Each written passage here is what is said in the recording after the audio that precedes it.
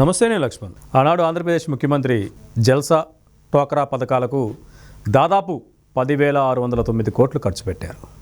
జల్సా పథకాలకి ఆయన చేసిన ప్రజాధనం దుర్వినియోగం ఇప్పుడు సోషల్ మీడియాలో హాట్ టాపిక్గా మారింది. అదేవిధంగా మొన్న జరిగిన శాసనసభ సమావేశాలు కూడా ఎమ్మెల్యేలు, మంత్రులు దీనిపైన ప్రస్తావించారు. అయితే ఆయన జల్సా పథకాలకి ఏ విధంగా ఖర్చు పెట్టారో ఒకసారి చూద్దాం. ప్యాలెస్లో పెన్నులకు పేపర్కు 9,84,00,000. అలానే ప్యాలెస్కు అంటే ఆయన తాడేపల్లి ప్యాలెస్కు ఐరన్ ఫెన్సింగ్కి 12.95 కోట్లు. సచివాలయంలో రంగులు ఏసి తీసినందుకు 3,000 కోట్లు. అక్షరాల 3,000 కోట్లు గుర్తుపెట్టుకోవాలి. సర్వే రాళ్లపై జగన్ బొమ్మ వేసేందుకు 700 కోట్లు. రుషికొండ ప్యాలెస్కు 500 కోట్లు. పట్టాదారు పాస్బుక్ పై ఆయన బొమ్మలు వేసుకోవడానికి 13 కోట్లు. ప్యాలెస్లో ప్రభుత్వ ఖర్చులు దాదాపు 13.25 కోట్లు. మద్యం దుకాణాల్లో ఎలుకలు పట్టేందుకు 1,36,00,000 ఖర్చు పెట్టారు. ప్యాలెస్లో ఆయన ప్యాలెస్ చుట్టూ సెక్యూరిటీ కోసం 986 మంది సెక్యూరిటీ కోసం 1,000 కోట్ల రూపాయలు ఖర్చు. ప్యాలెస్లో ఎగ్ పఫ్ఫులు తినేందుకు 3,62,00,000 పెట్టారు. ఇదంతా ప్రజాధనం ప్రభుత్వ లెక్కలో చూపించింది.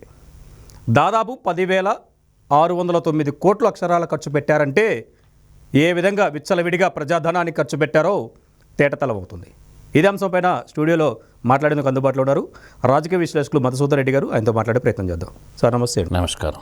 మధుసూదన్ రెడ్డి గారు, అధికారం ఉందని విచ్చలవిడిగా ప్రజాధనాన్ని ఇష్టానుసారం ఖర్చు పెడితే ప్రజాస్వామ్యం ఎటుపోవాలంటారు? నేను అంటుండేది అది కాదు లక్ష్మణ్. మనం అందరం ప్రజాస్వామ్యం పెద్ద పెద్ద మాటలు మాట్లాడుతున్నాం కదా.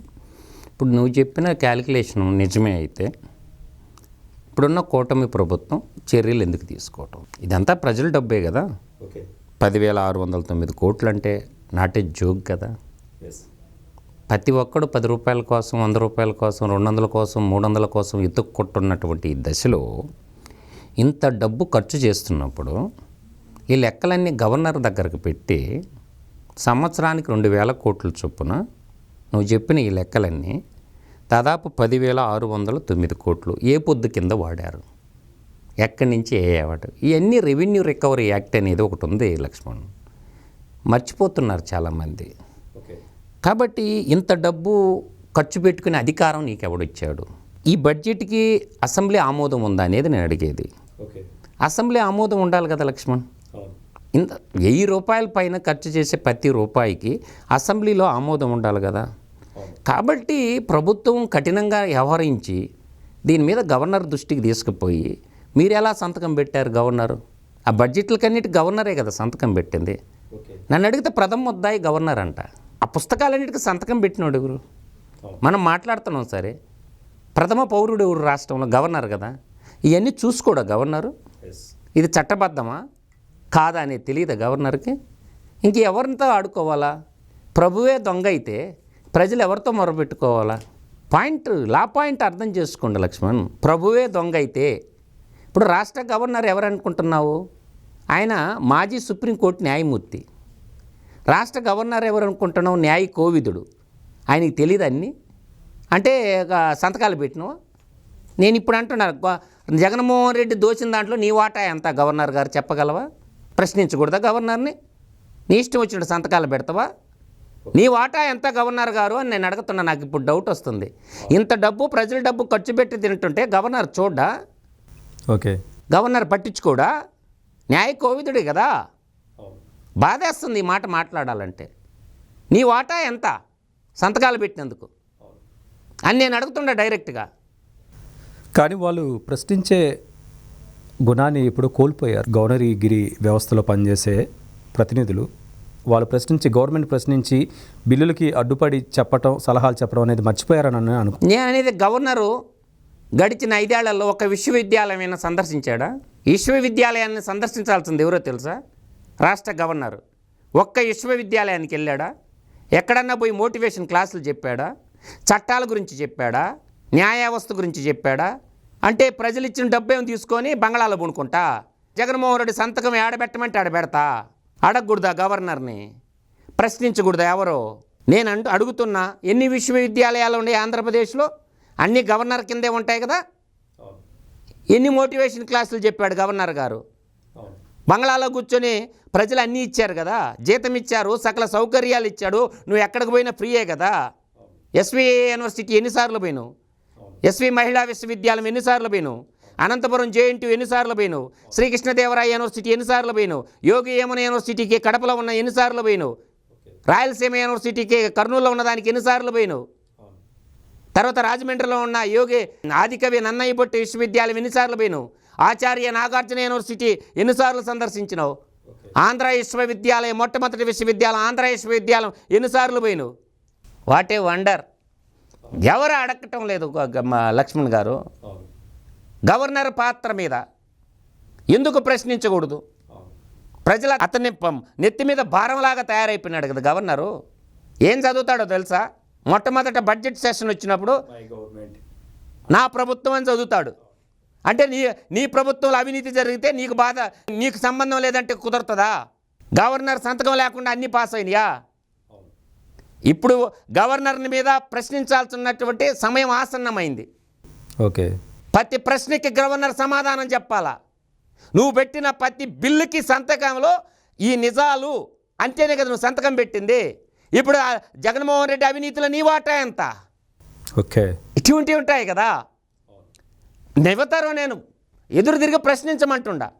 నువ్వేం ఏక పార్టీ సేవలు పట్టుకోబడలే, గన్నులు పెట్టుకోబడలే, బాంబులు పట్టుకోబడలే. ప్రశ్నించదాం గవర్నర్ని. ఎందుకు పెట్టావు మహానుభావ సంతకాలు అంటే ప్రజల సొమ్ము పాలకులైతే ఎంతైనా దొబ్బేస్తారా? ఎవరన్నా ఒక్క మాట అంటారా? ఒరిస్సా ముఖ్యమంత్రి నవీన్ పట్నాయక్ గారిని, త్రిపుర ముఖ్యమంత్రి మాణిక్ సర్కార్ని ఎవరన్నా ఒక్క మాట అనగలుగుతారా? వెస్ట్ బెంగాల్ పరిపాలించిన జ్యోతి బసును ఎవరన్నా ఒక్క మాట అవినీతిపరుడు అనగలరా?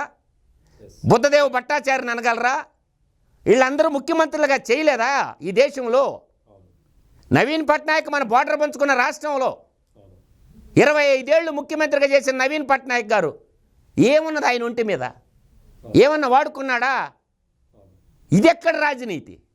ఎస్ కానండి, దేశంలో ఏ ముఖ్యమంత్రికి లేని సెక్యూరిటీ దాదాపు 990 మంది సెక్యూరిటీ. ఎందుకండి అతనికి అంత సెక్యూరిటీ జగన్మోహన్ రెడ్డి గారికి? నేను అంటుండేది ఒక్కటి గుర్తుపెట్టుకోండి, ఈ భూమండలం మీద ఎవడు శాశ్వతంగా ఉన్నారు. ఏదో ఒక రోజు తల్లి గర్భం నుంచి భూమి మీదకి వచ్చాము లక్ష్మణ్, భూగర్భంలో కలిసిపోతాం. నువ్వు అష్టైశ్వర్యాలతో ఏగినా ఒక్క నిమిషం బుసబోతే నీ కోరికలు, నీ ఆశలు, నీ సంపద మొత్తం ఎటుపోద్దో కూడా ఎవడికి తెలియదు. ఇది వాస్తవమే కదా. ఏం చేసుకుంటారు? చెప్పుకోవటానికి తప్ప దేనికి ఉపయోగపడద్దు లక్ష్మణ్ ఆ సంపద? ఉండటానికి ఒక ఇల్లు, తిరగటానికి ఒక కారు, 1 కోటి రూపాయలు బ్యాంక్ బ్యాలెన్స్, ఆ పైన ఎంత ఉన్నా వేస్ట్ అని నేనంట. పట్టకపోయేది ఏమి లేదు. నువ్వు పోతా, రాజులు పోయిర్రు, రాజ్యాలు పోయినాయి. ప్రజల సొమ్ము కష్టపడితే ప్రజల సొమ్ము రాళ్లపోళ్ళు అన్నారు. అందువల్ల ఏంటంటే ఇంత సొమ్ము ఖర్చు పెట్టేసి పేదలు ఒకవైపు పూరి గుడిసెల్లో చదువుకు దూరమై, విద్యకు దూరమై, చదివించుకోవడానికి డబ్బులు లేక రూపాయికి ఎతుక్కుంటున్న రోజులు నేటి మంత్రిమండలిలో వాళ్ళైనా, నేటి కూటమి వాళ్ళైనా ఏ రోజు ఎక్స్పెండిచర్ ఆ రోజు ప్రజలకు చెప్పలేకపోతున్నారు. ఎందుకు చెప్పకూడదు? ఈ రోజు సీఎం ఆఫీస్ ఎక్స్పెండిచర్ ఎంత, ఈ రోజు మంత్రి ఎక్స్పెండిచర్ ఎంత, లైవ్ టెలికాస్ట్ పెట్టండి. ఏ రోజు ఆ రోజు మరుసటి రోజు పత్రికల్లోకి ఇవ్వండి. ఐఎండ్పిఆర్ మినిస్టర్ ద్వారా చెప్పమానండి. దేనికి ఎంత ఖర్చు పెట్టారో చెప్పొచ్చు కదా. 10,000 కోట్లు అంటే పోలవరం డ్యామ్ అయిపోయేది. పోలవరం డ్యాము బహుళార్థ సార్థక ప్రాజెక్ట్ అయిపోయేది. మనం రాజుగా ఉన్నాం కదా అని ప్రజల సొమ్ము ఎట్టంటే తినేయచ్చా? దుర్మార్గం కదా. కాబట్టి ప్రజలు ఎన్ని గ్రహించారు. ఎంత దూరం పోతావురా? ఏ కన్ను నిన్ను చూడలేదని అనుకుంటుందా? కాలం అనే కన్ను కాలచక్ర భ్రమణంలో నువ్వెంత నేనంటుండా. కాలచక్రం చూస్తానే ఉంది. కాలుడు చూస్తున్నాడు. ఏదో ఒక రోజు కన్ను తెరుస్తాడు, కాలగర్భంలో కలిపేస్తాడు. ఇప్పుడున్న మంత్రులకు కూడా చెప్తున్నా నేను ఇదే మాట. ఇప్పుడున్నటువంటి కూటమిలో ఉన్న ఎమ్మెల్యేలకు కూడా చెప్తున్నా నేను. ఓకే, మీరు అనుకుంటున్నట్టు మేము స్వతంత్ర సామంతరాజులమే, మాకు ప్రజలు అధికారం ఇచ్చారు, మేమేమి చేసినా చెల్లుబాటు అవుద్ది అనుకుంటే కాలగర్భంలో కలిసిపోక తప్పదు. ఏదో ఒక రోజు శాపాలై తగలుతాయి మీ పిల్లలకి.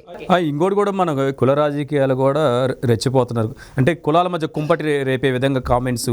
ఇంకా ఇప్పుడు ఒక పక్కన కేసులు నమోదవుతున్నా కానీ ఇంకా సిగ్గు రావట్లేదండి వీళ్ళకి. ఒక మాట చెప్తాను లక్ష్మణ్, కులం అంటే నా దృష్టిలో వృత్తి. పూర్వకాలంలో మన సనాతన ధర్మం ప్రకారం ఒక వృత్తిని చేసే వాళ్ళకి ఒక పేరు పెట్టారు. కులం అంటే ఒక వృత్తి. సమూహాలుగా ఉన్నప్పుడు కులాలు లేవు, పాసుడికే లేవు, ఏమి లేవు. ఒక వృత్తిని బాబు నువ్వు ఈ పని చేయి, నువ్వు ఈ పని చేయి, నువ్వు ఈ పని చేయి అని పనుల్ని పంచుకున్నారు. అవి కాలక్రమేణగా కులాలుగా రూపాంతరం చెందినాయి. ఒక కులపాడు కూటేసి పెడితే కూటికి లేని వాళ్ళు ఎంతమంది ఉంటారు? రెడ్లలో కూటికి లేని వాళ్ళు లేరా? రెడ్లలో ఎస్టీలు లేరా? కొండ రెడ్ల కాడకి ఎంత ఉందో పోయి చూద్దాం పాండి. శ్రీకాకుళం రెడ్లు ఉంటారు బీసీలు, మా చేపలు పట్టుకొని బతుకుతారు, వాళ్ళ కాడ ఎంత ఉందో పాండి. భిక్షకుంట రెడ్లు అని ఉంటారు ఎస్టీలు మార్కాపురం బెల్ట్లో. ఎంత పెద్ద కోటీశ్వరంలో తేల్చుకుందారా అండి. ఏ కులమైనా గుర్తుపెట్టుకోండి లక్ష్మణ్ గారు, కులం కూడుబెట్టదు, గుణమే ప్రధానం. కాబట్టి కుల విద్యాశాల వల్ల ఒక నాయకుడు తయారవుతామే కానీ దాంట్లో ఉన్నటువంటి నేనైతే చెప్తున్న కరువు బాదు, ఆ కులంలో ఉన్న కరువు బాద్దే ఒక నాయకుడు తయారవుతాడు. ఒక నాయకుడు ఉదయించవచ్చు, ఒక పదవి రావచ్చు. అంత మాట్లాడిన వాళ్ళ కాపురాల్లో మొత్తం మారిపోద్దా? మారదు కదా. కాబట్టి ఏం చెప్పినా ఏ కులమైనా అవన్నీ వృత్తులు కులాలుగా పరిమాణం చెందినవి. అంటే ఇప్పుడు ఈ క్రమంలో కమ్మ కాపు మధ్య చిచ్చు పెట్టే విధంగా, కూటమి ప్రభుత్వాన్ని విచ్ఛిన్నం చేసే విధంగా, కూటమిలో ఉన్న పార్టీని విచ్ఛిన్నం చేసే విధంగా వైసీపీ చేస్తున్న ఈ కుల రాజకీయాన్ని మనం ఎలా చూడవచ్చు? కుల రాజకీయం నా దృష్టిలో ఒకటే గుర్తుపెట్టుకో లక్ష్మణం, కులం అనేది కర్కసత్వానికి ప్రతీకగా నిలబడబోతుంది. ఎవరికి మంచిది కాదు, ఏ కులానికి మంచిది కాదు. కమ్మ కాపు అని, రెడ్డి కమ్మ అని ఇలా అన్నీ కూడా ఒక కుల పునాదుల మీద నువ్వు రాజ్యాన్ని నిర్మించలేవు. అది జరగని పని. మనుషులందరూ కలిసి ఎన్నుకుంటేనే రాజు అవుతాడు తప్ప ఏ కుల పునాదుల మీద ఎవరో కూడా రాజ్యాధికారం సాధించరనేది ఇంపాసిబుల్. ప్రజలకు మంచి చేస్తే మళ్ళీ నిన్ను నెత్తిని పెట్టుకుంటారు, ప్రజలకు నువ్వు చెడు చేస్తే తొక్కి పాతాళాలకి పడేస్తారు. అదే ప్రజాస్వామ్యం యొక్క గొప్పతనం. ప్రజలు అన్నీ చూస్తూ ఉంటారు, మేధావి వర్గం అన్నీ చూస్తూ ఉంటుంది. మీ సమాజంలో ఈరోజు ఎడ్యుకేషన్ పెరిగింది, ప్రతి ఒక్కరికి మంచి చెడులు అన్నీ తెలుసు. నువ్వు చెప్పే మాటల్లో మాయా వ్యూహంలో ఎవరు పడరు. అప్పుడు నేను అదే చెప్తా, మయసభ అంటారు. మయుడు చేత నిర్మించింది కాబట్టి మయసభ. ఉన్నది లేనట్టు, లేనిది ఉన్నట్టు చెబితే నమ్మటానికి ఇప్పుడు ఎవడు సిద్ధం లేదు. అరిచేతిలో వైకుంఠం ఇదే, కొట్టితే మొత్తం వస్తుంది డేటా. కాబట్టి ప్రజలు మారుమూల గొర్రెల కాడికి పోయినా బర్రెల కాడికి పోయినా మొత్తం ఎప్పటికప్పుడుకి వస్తూ ఉంది.